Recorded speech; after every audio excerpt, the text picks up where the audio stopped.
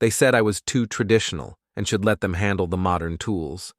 So I quietly logged them out of every service account registered under my email. By noon, 3 departments stalled, 2 projects froze, and both of my kids called at the same time. I answered neither.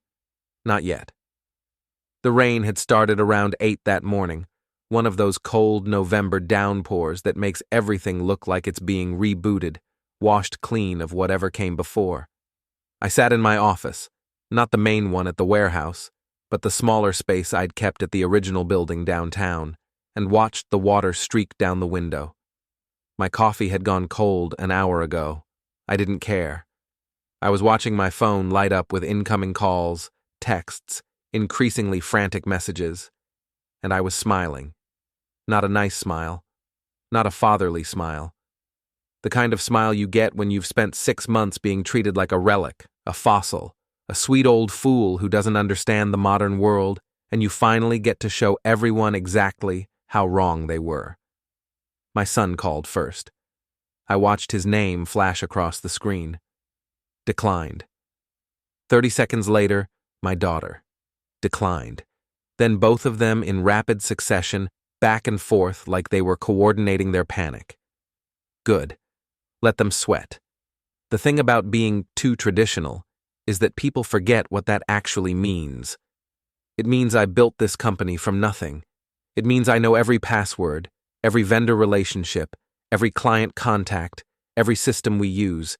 It means that when you're young and arrogant, and you think the old man doesn't understand cloud storage or project management software or customer relationship databases, you forget one critical detail.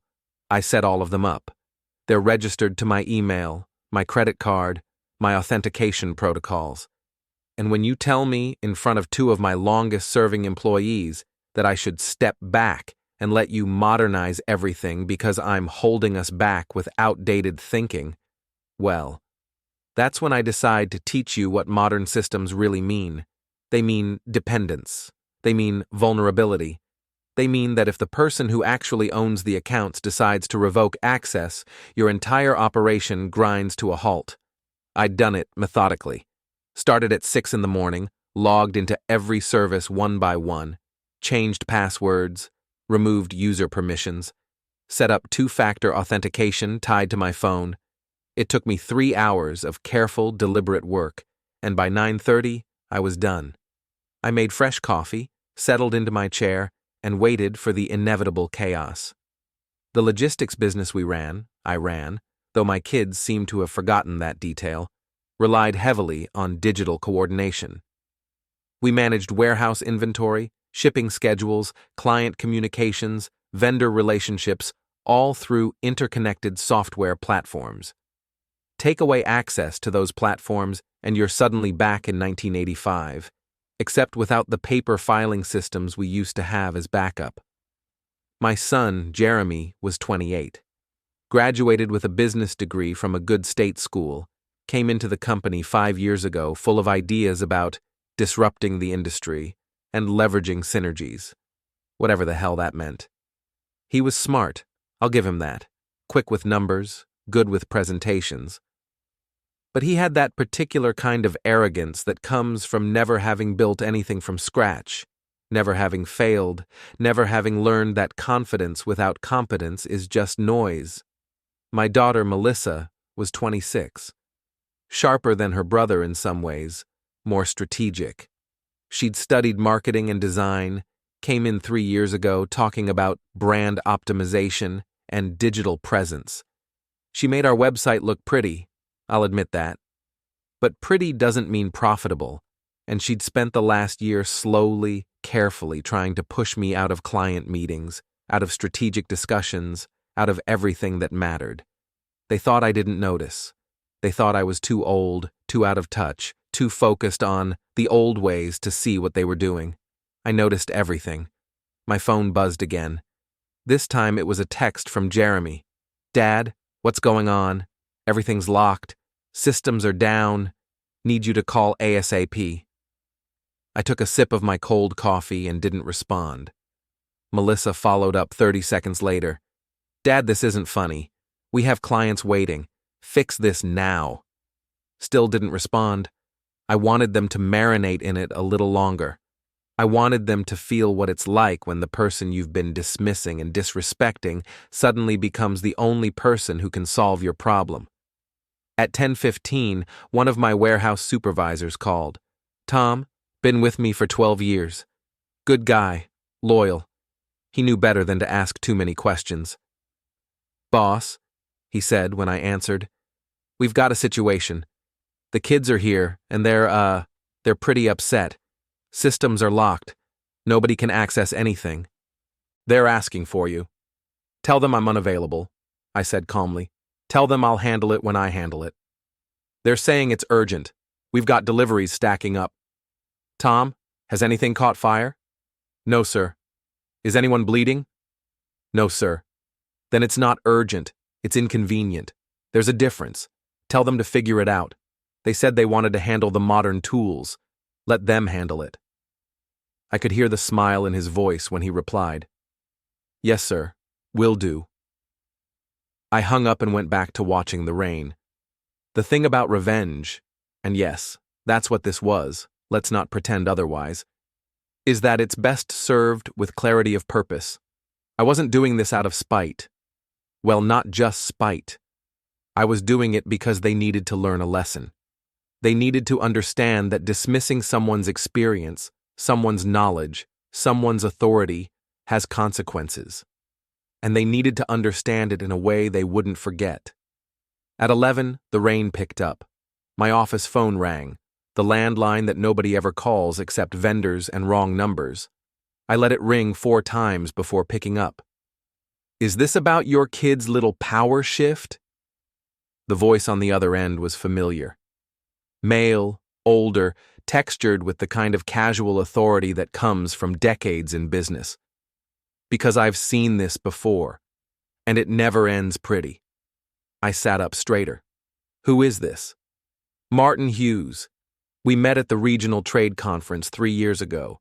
You helped me sort out a shipping dispute with one of your competitors. Impressed me.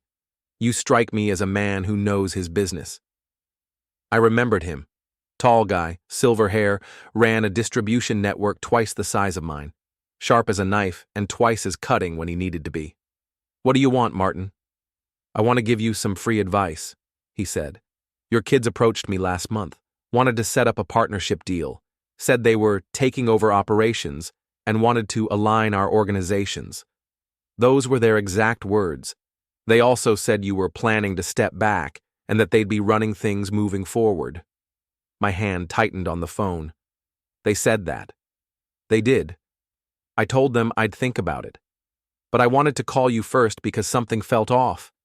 And now I'm hearing through the grapevine that there's some chaos happening at your operation today.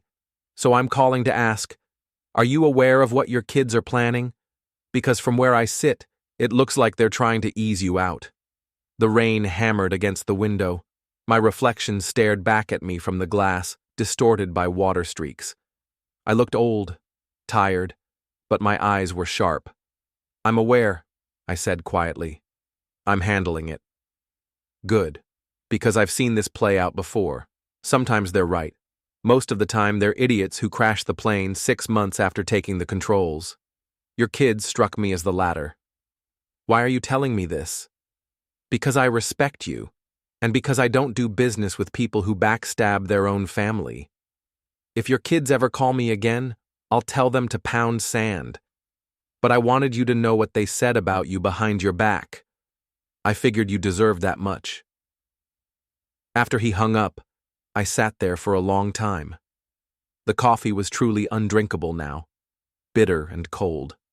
I poured it down the small sink in the corner of my office and made a fresh pot. My hands were steady. My mind was clear.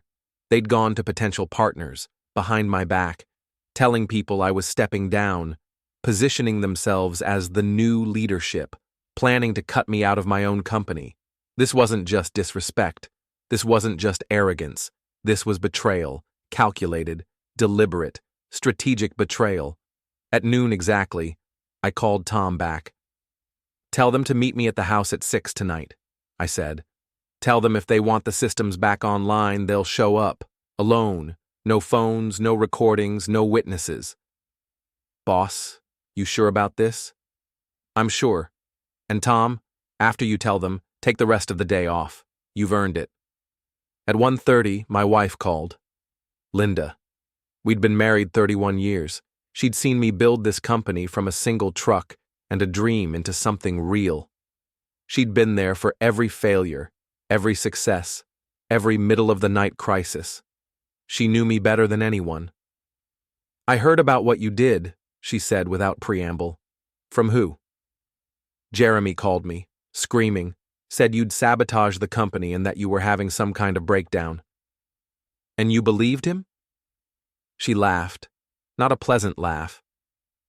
Daniel, I've known you for 3 decades. You don't have breakdowns.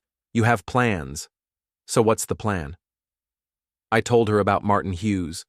I told her about what the kids had been saying behind my back. I told her everything I'd been noticing for months. The whispered conversations that stopped when I entered rooms, the meetings I wasn't invited to, the way they talked to clients as if I didn't exist. When I finished, there was a long silence on the other end. I knew something was wrong, she finally said.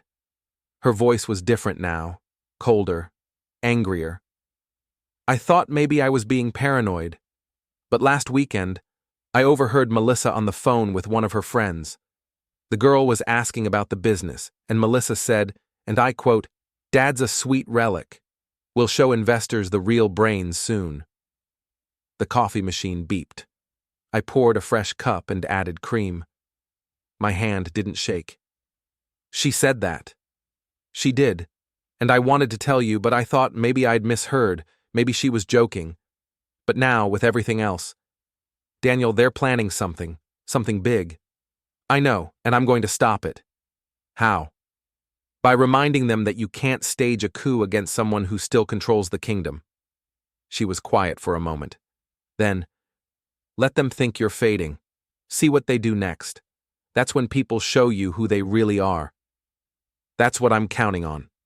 After Linda hung up, I went through my filing cabinet, found a folder buried near the back, one I'd noticed 3 weeks ago and had been waiting for the right moment to examine closely. It was labeled Transition Plan in Melissa's handwriting. Professional, color-coded tabs, very modern. I opened it and started reading. It was a masterpiece of corporate backstabbing dressed up as business strategy. 15 pages outlining how operations would be restructured to optimize leadership efficiency. Translation: how they would gradually strip away my authority until I was nothing but a figurehead, maybe a consultant they called once a month to make it look good. The final page was the real gut punch, a signature line with my name typed underneath. The document above it was dense legal language, but the summary was clear. I would be signing away operational control, retaining only a minority advisory role. And there, in the margin, a handwritten note in Jeremy's scrawl. Final step. Dad signs off. He won't understand the details anyway. I read that line 3 times. Let it sink in. Let the rage build slowly, carefully, the way you build a fire when you want it to burn for a long time. They thought I was stupid. They thought I was obsolete. They thought I wouldn't understand their modern business language, their strategic frameworks, their optimization protocols. They were wrong. I put the folder back exactly where I'd found it, finished my coffee, locked my office, and walked out into the rain. At 6 o'clock tonight, we were going to have a conversation. And after that conversation, everything was going to change. The rain followed me home. By the time I pulled into my driveway, it was coming down in sheets, turning the street into a river. Our house was a modest 2-story in a good neighborhood, not flashy, not pretentious, just comfortable. We'd lived here for 23 years, raised both kids here. I'd fixed the roof twice, replanted the garden 4 times, repainted every room at least once. It was mine, my home, my life's work, and my ungrateful children thought they could take it all away with some typed-up documents and smooth talking. They were about to learn otherwise. Before we continue, hit the hype button, subscribe, and like the video to help the channel grow. Tell us which city you are from in the comments. We'd love to get to know our audience better. Linda met me at the door with a glass of bourbon and a look that said she knew exactly what kind of night this was going to be. She'd changed into jeans and a sweater, pulled her graying hair back into a ponytail. No makeup, no pretense. This was war planning Linda, the version of my wife who showed up when things got serious. "They're not here yet," she said, handing me the glass. "Jeremy called 20 minutes ago. Said they're running late because of the crisis you created." I took a long sip. The bourbon burned going down, warm and clarifying. Good. Let them stew in it a little longer. "You sure about this approach? Shutting them out completely?" They wanted to shut me out. I'm just showing them what that feels like. She leaned against the doorframe, studying me. After 3 decades together, she could read my moods like a book. "This is more than just the business, isn't it? It's about respect. It's about loyalty. It's about 2 kids who think their fancy degrees and modern ideas make them smarter than the man who built everything they're standing on. So yes, it's more than business. It's personal." "Good," she said quietly. "Because what they've been doing to you, that's personal too." I walked into the kitchen, set my glass on the counter, and looked out the back window at our yard. The rain had turned the grass into mud, the flower beds into swamps. Everything looked drowned, washed away, fitting. "Linda, I need you to tell me something, and I need you to be honest. Always. When you overheard Melissa last weekend, was there anything else? Anything you didn't mention?" She was quiet for a long moment. Then she moved to stand beside me, her reflection joining mine in the rain-streaked glass. "She was talking about you like you were a problem to be managed," Linda said softly. "Her friend asked if you'd fight back when they made their move, and Melissa laughed. She said you were too sentimental about the company, and that you'd probably be relieved to step back once they presented it the right way. She said you dress like a retired mall manager, and that it was brand damaging when you showed up to investor meetings." The bourbon glass was solid in my hand, heavy, real. I focused on that instead of the anger building in my chest. "Anything else?" Jeremy was there too. I heard him in the background. He said something about showing investors the real brains after the big pitch next quarter. He said they were going to restructure ownership quietly, so you wouldn't notice until it was too late. My reflection stared back at me. Older, grayer. Lines around the eyes from 30 years of stress and hard work, but my expression was calm, focused. "They planned this," I said. "This wasn't spontaneous. This wasn't them getting a little too ambitious. They planned to remove me from my own company." "Yes." "And they thought I was too stupid to notice." "Yes." Headlights swept across the front windows. Car doors slammed. Voices raised against the rain, arguing about something. Then the doorbell rang, sharp and demanding. Linda touched my arm. "Remember what I said. Let them show you who they really are." "I already know who they are. Tonight is about making sure they know I know." I opened the door. Jeremy stood there soaked and furious, his expensive suit plastered to his frame. Behind him, Melissa huddled under an inadequate umbrella, her designer heels sinking into the muddy walkway. Both of them looked miserable, angry, and absolutely certain that I was going to fix their problem. They were so wrong. "Dad, what the hell?"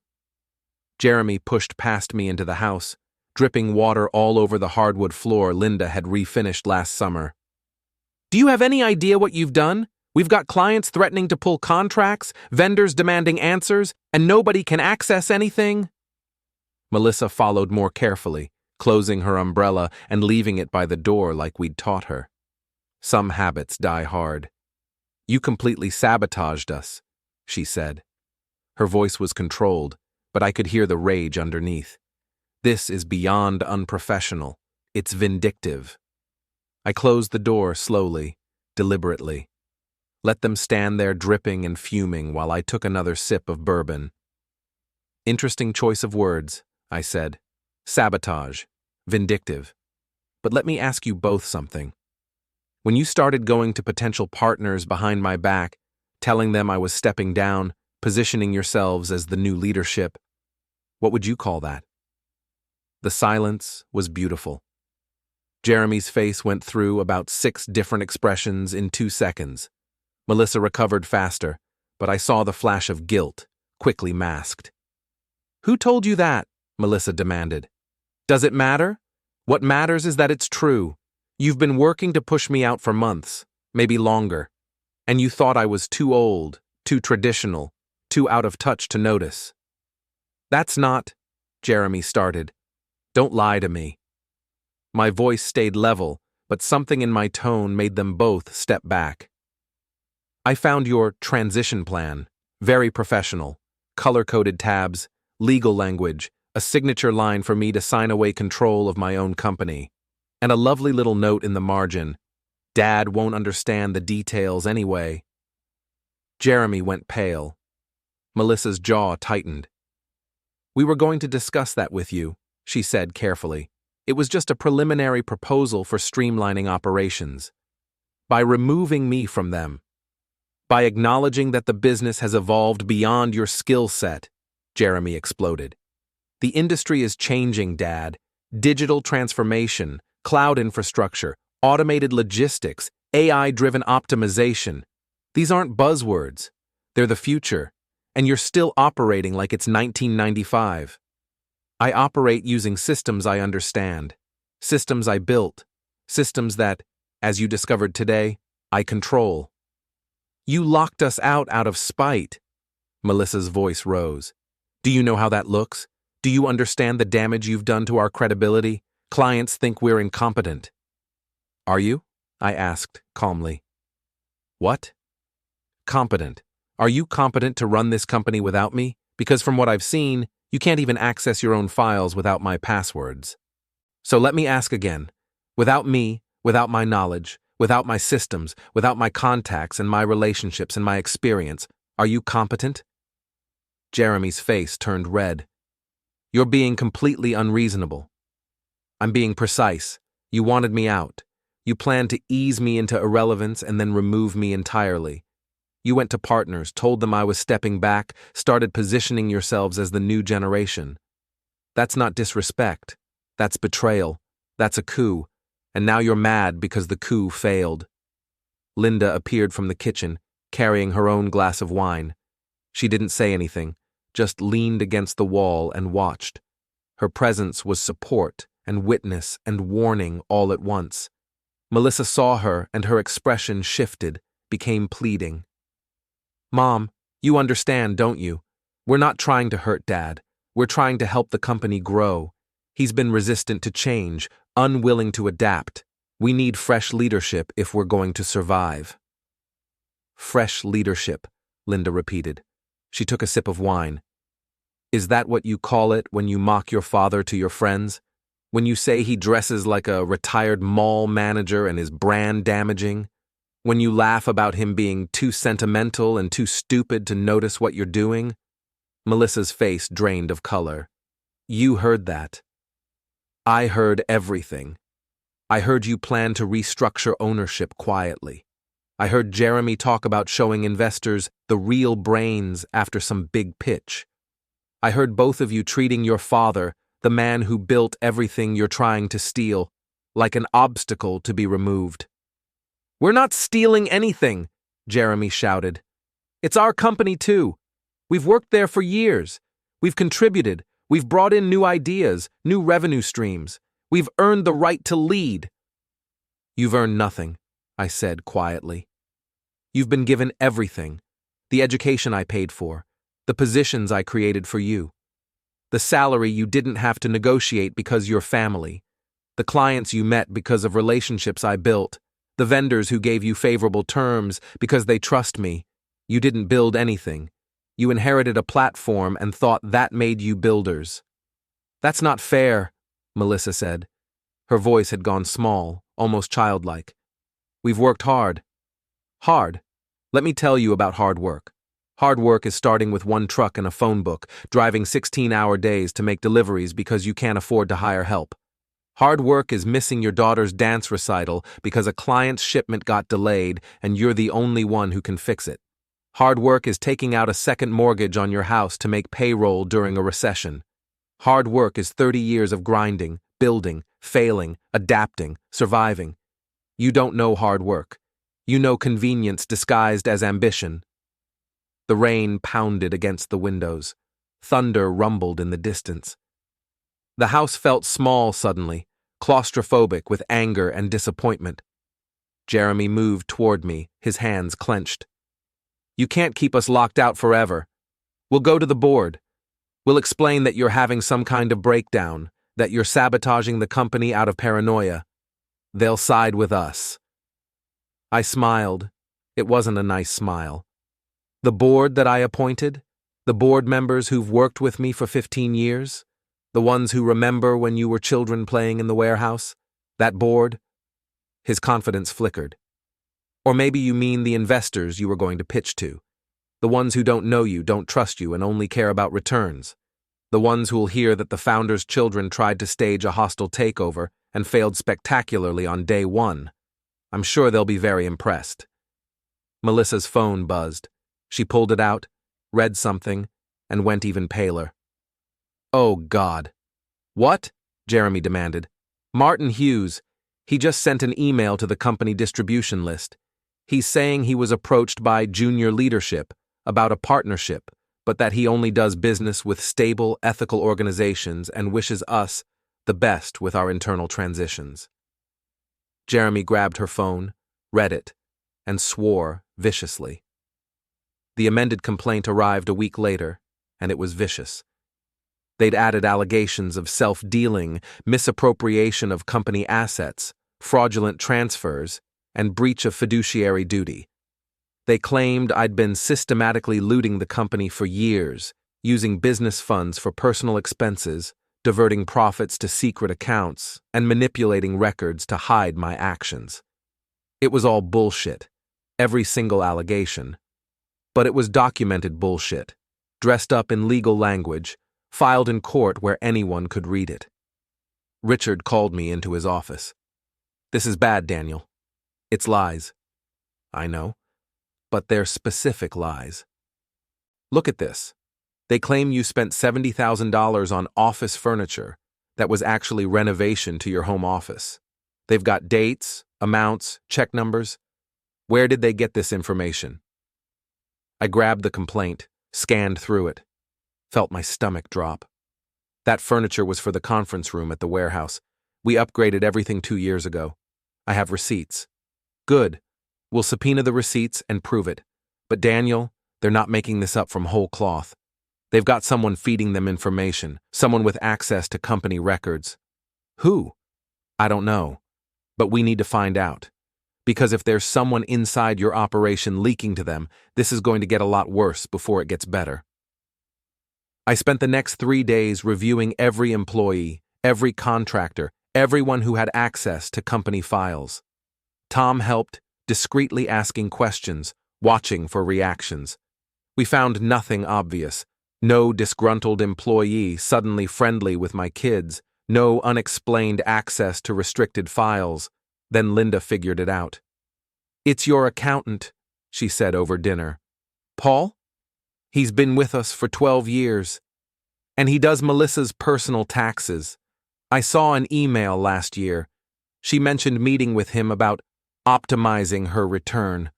They have a relationship independent of the business. I set down my fork. You think Paul's feeding her information? I think Paul's a nice guy who likes Melissa and maybe doesn't realize what she's using the information for. He probably thinks he's helping with a legitimate family business discussion. He doesn't know it's ammunition for a lawsuit. She was right. I called Richard, explained the situation. He got a court order restricting Paul's access to our records pending investigation.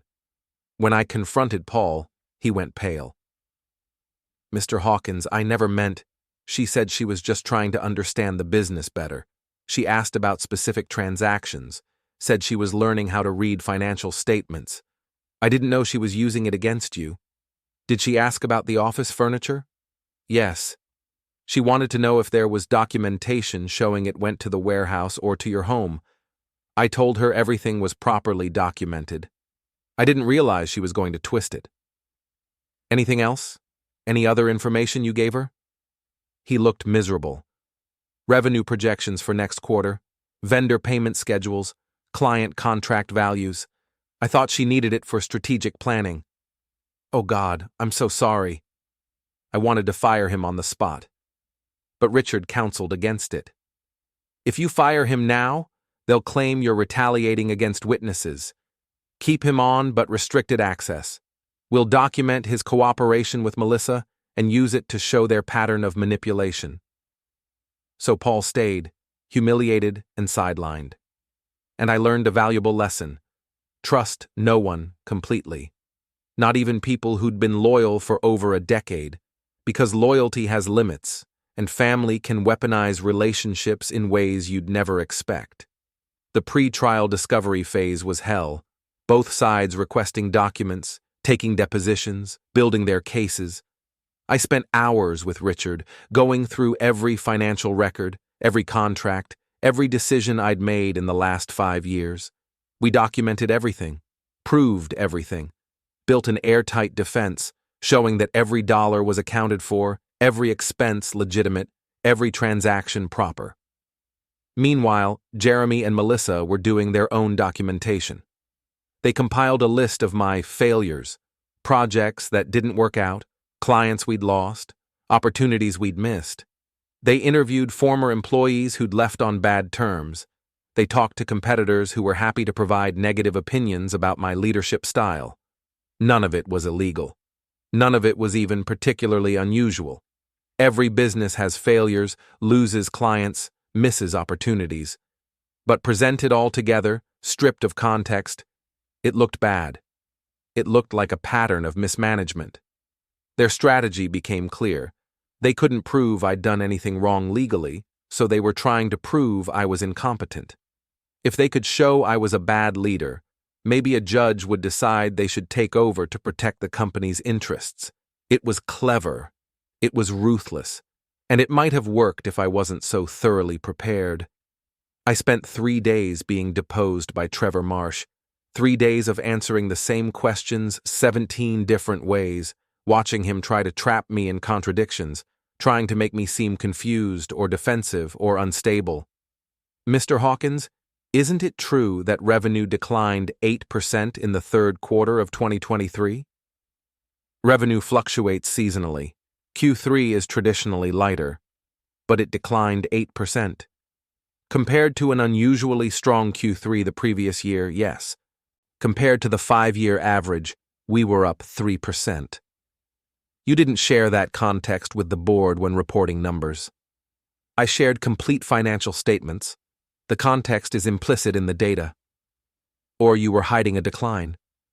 I was reporting accurate numbers. If someone chooses to misinterpret them, that's not my responsibility. On and on. 3 days of that.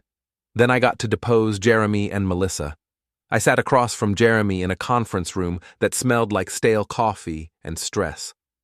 Richard beside me, Trevor Marsh beside Jeremy. Court reporter in the corner, fingers flying across her stenotype machine. Jeremy, I said calmly, when did you first decide you wanted to remove me from company leadership? Trevor Marsh interrupted. Objection. Assumes facts, not in evidence. It's a question, Trevor. Let him answer. Jeremy looked at his lawyer, got a nod, turned back to me. I never wanted to remove you. I wanted to modernize operations. By taking control away from me? By distributing responsibility more evenly. To you and your sister? Yes? Why? Because the business needs fresh perspective, new ideas, modern approaches. What new ideas have you successfully implemented? He hesitated.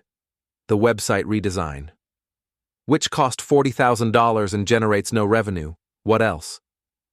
the inventory management software, which reduced errors by 4% instead of the promised 12 because you didn't train staff properly. What else? Several potential partnerships that are still in development. Name one. The logistics integration with that regional distributor. You mean Martin Hughes? Who called me to warn me that you'd misrepresented my role and who refused to work with you? That partnership? His face went red. That's because you poisoned the relationship. I told him the truth. You don't have authority to negotiate partnerships. That's not poisoning. That's clarifying reality. 3 hours of that. Watching him squirm, contradict himself, admit to overstepping, reveal his own incompetence. Trevor Marsh objected constantly, but the facts were the facts. Jeremy had made promises he couldn't keep, pursued ideas that failed, and tried to take credit for work he didn't do. Melissa's deposition was different. She was calmer, more prepared. She'd learned from watching her brother implode. Melissa, when you called your father a brand liability, what did you mean by that? Trevor Marsh. Objection. It's relevant to her claims about my competence. I'll rephrase. Melissa, do you recall making statements to friends about my professional appearance? She glanced at Trevor, who shook his head slightly. I don't recall specific statements. You don't recall saying I dress like a retired mall manager? I may have made a joke. A joke about your father's professional appearance to people outside the family? It was casual conversation. Casual conversation that demonstrated disrespect and undermined my authority? I didn't mean it that way. How did you mean it? She was quiet for a long moment. I was frustrated. I felt like you weren't taking our ideas seriously. I vented to friends. It was unprofessional, and I regret it. At least she admitted that much. But then we got into the transition plan, and her walls went back up. This document outlines removing me from operational control. Did you write this? Jeremy and I wrote it together. Why? To create a succession plan. All businesses need succession planning. Succession implies I'm leaving. Was I planning to leave? We thought you should consider it. Because I'm incompetent? Because you're resistant to change. Give me an example of a change I resisted that would have benefited the company. She listed 3. Automated scheduling software, social media marketing, expansion into a new service area. I countered each one. The software required infrastructure we didn't have. Social media wasn't cost-effective for our client base. The new service area had no demand research supporting it. By the end, she looked exhausted, defeated, like she'd finally realized she'd been outmaneuvered. But she rallied for one last attack. Dad, why are you doing this? Why are you so determined to destroy us? I'm not destroying you. I'm protecting what I built. By ruining your own children? By refusing to let you ruin me. There's a difference. After the depositions, Richard was cautiously optimistic. Their case is falling apart. They can't prove misappropriation. They can't prove incompetence. They can't even prove they'd be better leaders.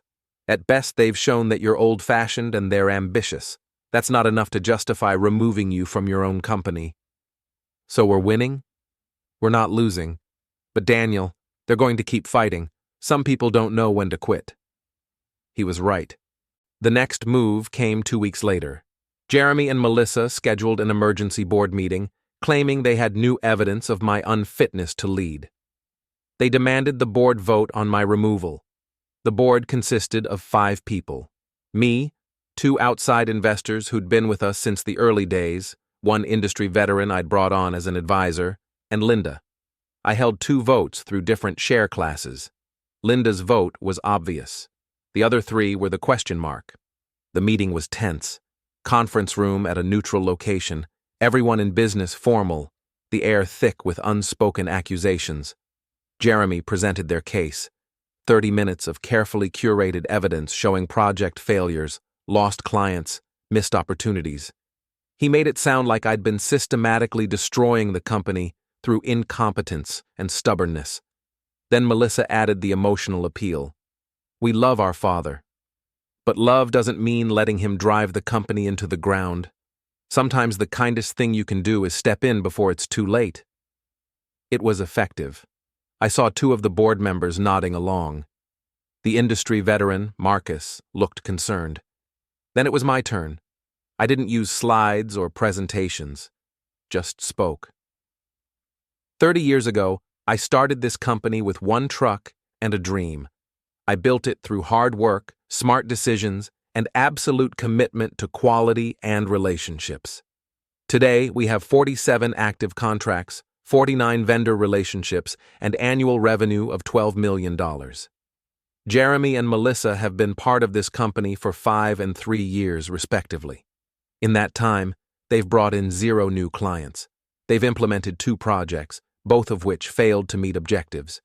They've spent over $80,000 on modernization efforts that generated no measurable return. More importantly, they've been systematically undermining my authority, making unauthorized commitments to partners, and spreading false information about company leadership. They haven't been trying to help the business succeed. They've been trying to take control by any means necessary. Now they're asking you to remove me based on cherry-picked evidence of normal business challenges. Every company has projects that don't work out. Every company loses clients sometimes. Every company misses opportunities. That's not incompetence. That's business. What is incompetence? Is trying to run a company you don't understand, with skills you don't have, by undermining the person who built it. That's what they've been doing. And if you vote to put them in charge, you'll be watching this company collapse within a year. So I'm asking you, who do you trust? The person who built this from nothing and sustained it for 3 decades? Or 2 people who've never built anything, never sustained anything, and are currently suing me because they're mad I won't hand them something they didn't earn? Silence. Then one of the early investors, Sharon, spoke up. Daniel, I've known you for 15 years. I invested because I believed in you. I still believe in you. But I'm concerned about this family conflict. It's destabilizing. It's hurting the company's reputation.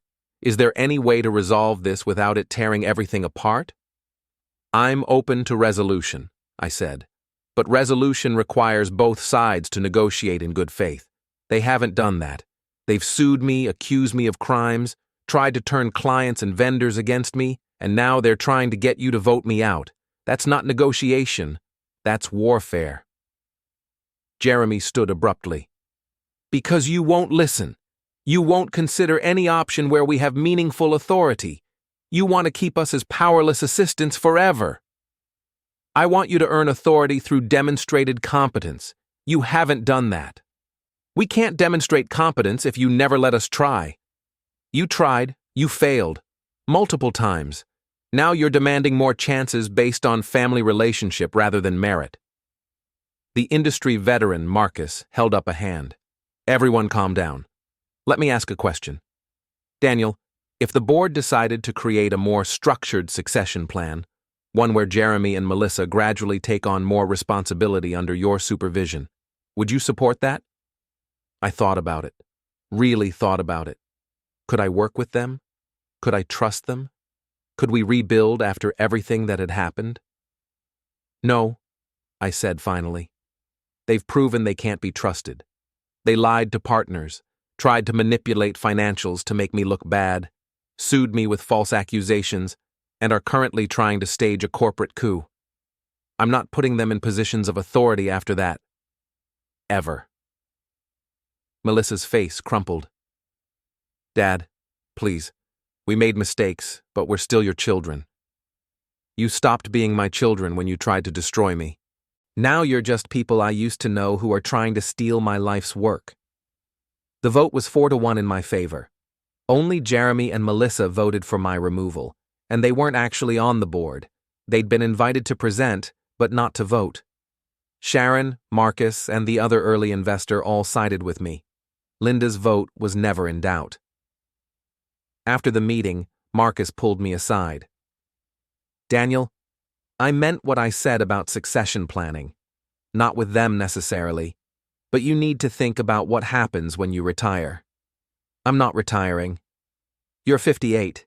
You should start planning for transition. I'll plan for it when I find people I trust to transition to. Right now, I don't. He nodded slowly. Fair enough. But this conflict is costly. Financially, emotionally, reputationally. At some point, you might want to consider just paying them off. Buy out their shares. Give them enough money to go away. It might be cheaper than fighting. I thought about Martin Hughes's offer. About buying out my kids. About making this all go away with a check. No, I said. Because it's not about money. It's about principle. They need to learn that betrayal has consequences. And I need to prove that you can't steal what someone built just because you're related to them. Even if proving that point destroys your relationship permanently. The relationship is already destroyed, I'm just refusing to pretend otherwise.